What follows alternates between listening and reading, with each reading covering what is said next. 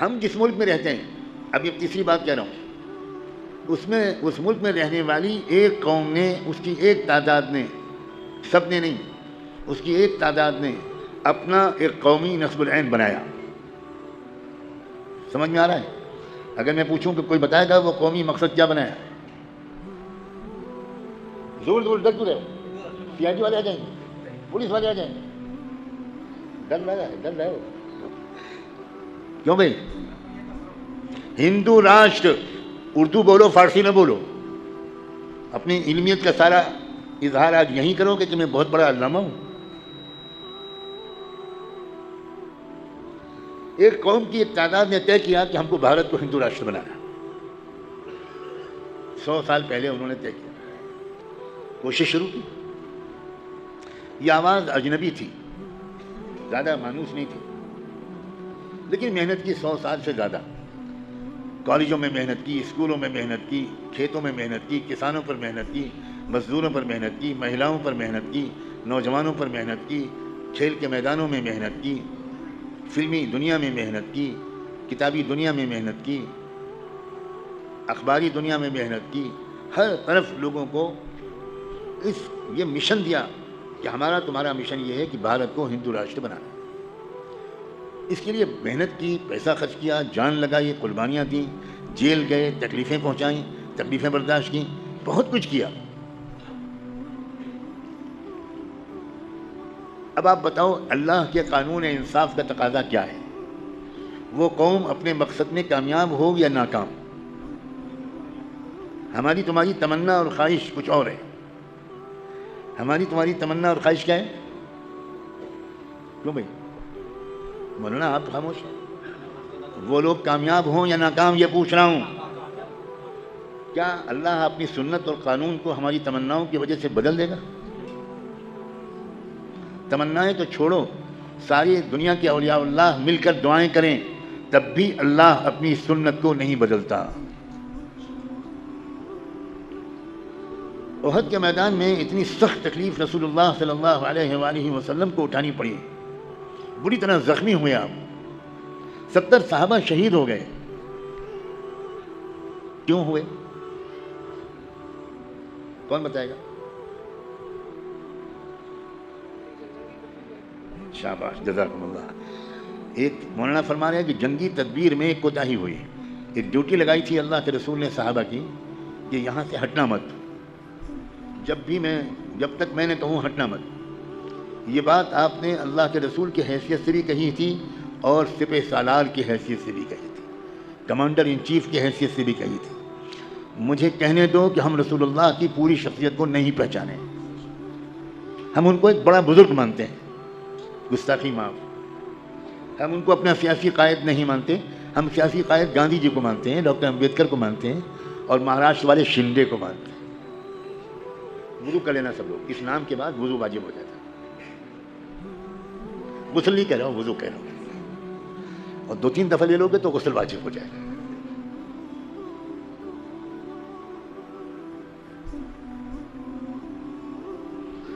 اللہ کے رسول کی حیثیتیں سب تھیں. آپ نبی تھے، سید الرسل تھے، امام الانبیاء تھے، وجہ تخلیق کائنات تھے، مصطفیٰ تھے، مجتبیٰ تھے، محمد تھے، احمد تھے. آپ سپہ سالار تھے، آپ سیاسی قائد تھے، آپ معاشی منصوبہ بندی کے ماہر تھے، آپ دنیا سے غریبی کو مٹانے والے لیڈر تھے، دنیا سے نابرابری کو مٹا کر سب کو برابری کی سطح پر لانے والے رہنما تھے. کیا نہیں تھے آپ؟ حسن یوسف دم عیسیٰ ید بیضا داری، آنچ خوباں ہم دارن تو تنہا داری. جتنے کمالات اللہ نے پچھلے نبیوں کو دیے تھے وہ سارے کمالات اضافے کے ساتھ اللہ نے اپنے محبوب سیدنا محمد الرسول اللہ کو دیے. لیکن آج علماء نے مسلمانوں کے سامنے رسول اللہ کا تعارف ایک لیڈر کی حیثیت سے بہت کم کرایا.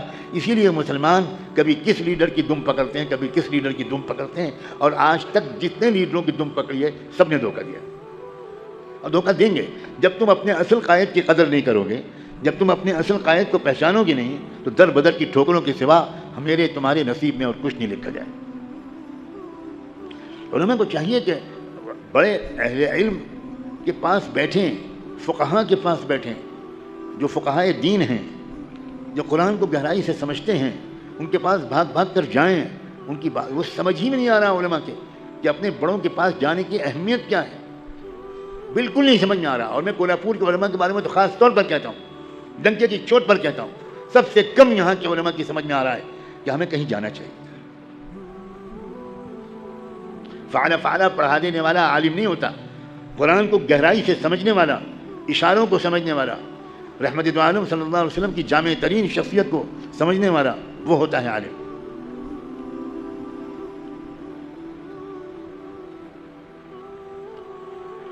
ہماری تمنا یہ ہے کہ ہم لوگ دعا کریں، قنوت نازلہ پڑھیں اور کوئی سورت کا ورد کریں، اور یہ RSS والے سب تباہ ہو جائیں. بتاؤ یہ تمنا ہے کہ نہیں ہے؟ کیوں بھائی؟ اسی لیے لوگ وظیفے پوچھتے ہیں. حضرت حالات کی تبدیلی کے لیے کوئی وظیفہ بتا دیجیے. عجیب بات ہے، پھر اگر وظیفوں ہی سے حالات کی تبدیلی تھی تو صحابہ کے پیٹ پر پتھر کیوں بندوائے اللہ کے رسول نے؟ خود حضور کے پیٹ پر پتھر کیوں بندھے؟ احد کے موقع پر کیا ہوا تھا؟ ایک ہدایت دی تھی آپ نے، اس لیے کہ آپ نے دیکھ لیا کہ یہ دو پہاڑوں کے درمیان ایک راستہ ہے، سامنے ہم لوگ جنگ کر رہے ہیں، یہ پیچھے ہے پہاڑ. آپ نے یہ تک اندازہ لگا لیا کہ جب ہم لڑتے لڑتے آگے بڑھ جائیں گے اور دشمن کو پیچھے دھکیل دیں گے تو یہ ہو سکتا ہے کہ دشمن کا کوئی بڑا کمانڈر اس جگہ کو دیکھ لے اور وہ اپنے دستے کو پیچھے سے لے کر چھپتا ہوا پہاڑوں کے پیچھے اس پہاڑوں کے درمیان کی کھلی جگہ سے آ کر پیچھے سے حملہ کر دیں. تو آپ نے صحابہ کو وہاں پر ڈیوٹی لگا دی. صحابہ یہ سمجھتے تھے کہ یہ جو آپ نے ہدایت دی ہے یہ بحیثیت کمانڈر ان چیف دی ہے. اگر وہ یہ سمجھتے کہ بحیثیت نبی دی ہے تو کوئی ہٹتا نہیں. جب جنگ ختم ہونے لگی، مسلمانوں کو زبردست فتح نصیب ہو گئی، تو یہ جو 50 صحابہ کھڑے تھے انہوں نے کہا بھائی اب جنگ ختم ہو گئی، اب یہاں کھڑے ہونے سے کیا فائدہ، جائیں ہم بھی اپنے ساتھیوں کے ساتھ خوشی منائیں. ان کے امیر نے سمجھایا ان کو کہ بھائی دیکھو، یاد کرو کہ رسول اللہ نے کیا کہا تھا، جب تک حضور خود نہ فرما دے کہ اب یہاں سے ہٹ سکتے ہو تب تک یہاں سے نہیں ہٹنا چاہیے. مگر کچھ لوگوں نے بات مانی اور کچھ نے نہیں مانی. اور پھر کیا ہوا؟ اسی راستے سے دشمن نے حملہ کر دیا اور فتح شکست میں بدل گئی. 70 صحابہ شہید ہو گئے، خود اللہ کے رسول بری طرح زخمی ہوئے. اب اگر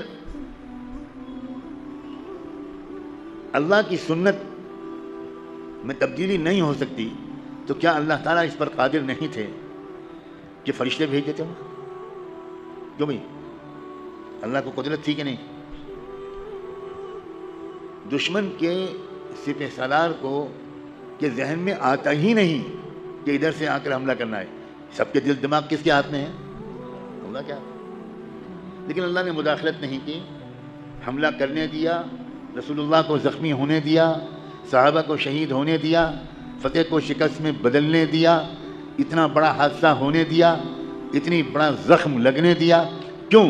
قیامت تک کی امت کو اللہ یہ پیغام دینا چاہتا تھا کہ تمہاری غلطیوں کی وجہ سے میں اپنے سسٹم کو نہیں بدلوں گا. تم آزاد دعائیں کرو. ہماری دعا کی کیا حیثیت ہے؟ خود رسول اللہ موجود ہے وہاں، مگر اس کے باوجود وہ تکلیف آ گئی. اس بات کو سمجھو کہ ہمارے اوپر جو اس وقت مسائل آ رہے ہیں وہ فلاں کی وجہ سے اور فلاں کی وجہ سے نہیں ہے. اس کی بنیادی وجہ یہ ہے ہم نے اپنا کوئی قومی مقصد نہیں بنایا. میں محسوس کرتا ہوں چونکہ عادت نہیں ہے ذرا اوپر درجے کی بات سننے کی، انفرادی نیکیوں ہی والی بات 50 سال سے بیانوں میں آپ کرتے اور سنتے چلے آ رہے ہیں. تو جب میں اوپر کی سطح کی بات کرتا ہوں تو کافی حیرت سے لوگ دیکھتے ہیں، سنتے ہیں کہ ان کو لگتا ہے یہ بالکل ایک نئی بات کہہ رہے ہیں. اور میں نئی بات کہنے، اوپر کی سطح کی بات اگر میرے پاس نہ ہوتی اور اس کی ضرورت نہ سمجھتا تو میں روایتی باتوں کو دہرانے کے لیے حاضر نہ ہوتا. اگر میں آپ کی عقلی اور علمی سطح میں اضافہ نہ کرنا چاہتا تو گھسی پٹی روایتی باتوں کو دہرانے کے لیے کسی کمزور اور بیمار آدمی کو در در کی ٹھوکریں کھانے کی ضرورت نہیں.